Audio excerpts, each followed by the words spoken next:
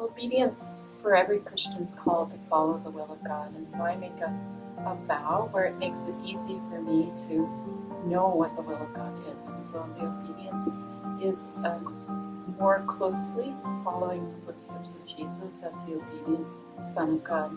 But even more than that, it's a practice in the call to follow the call of grace. And so our Lord, He calls us at every moment of the day. And if we're in the habit of obeying exteriorly, then we will learn to obey interiorly. So that's really a grace to be able to make this vow. It's a call, it's a gift. It's not my choice, but Jesus called me. So I want to live it as best as I can. The vow of obedience means a lot, and it is one of the most difficult vows to have, because it is no longer my will, but the Lord's that I want to see.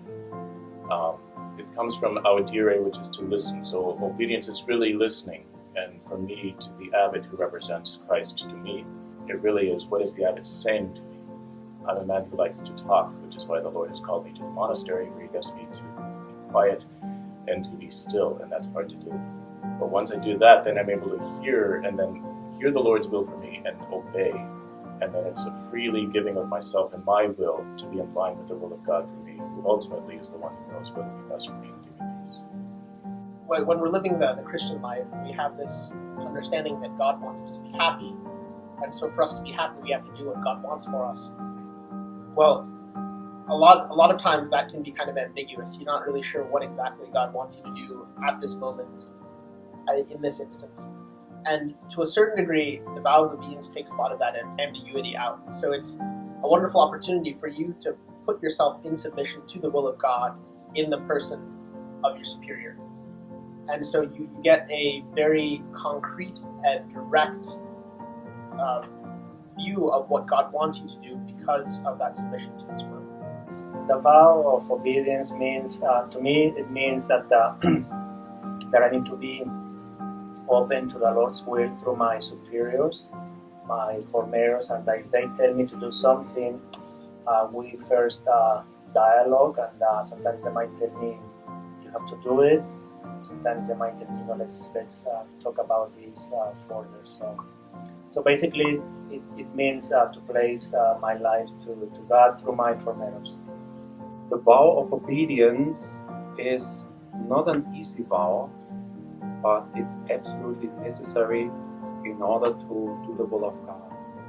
If you look at the history of salvation, the whole history of salvation is bound up with obedience. St. Paul, he lays in Jesus' mouth when he entered the world, I come to do your will of God. So this is, God said yes. The second divine person said yes to the Father, obedience. The human side, there was Our Lady. And she had also to say yes in obedience. What happens then? The Word becomes flesh. Grace, the world is saved. And so it's always in religious life, in everybody's life. Today, when people hear the word obedience, they get almost stomach pain. Nobody likes obedience.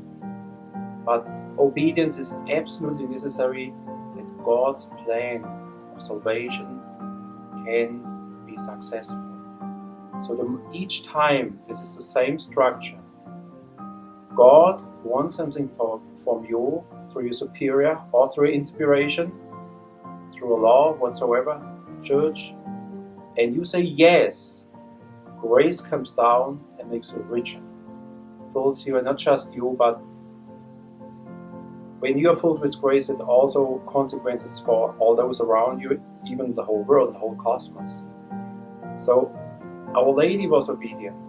The angels were obedient in the beginning, the good angels. So, obedience is absolutely necessary if we want to do the will of God. It's a proof that we love God more than ourselves, and in this consists our salvation.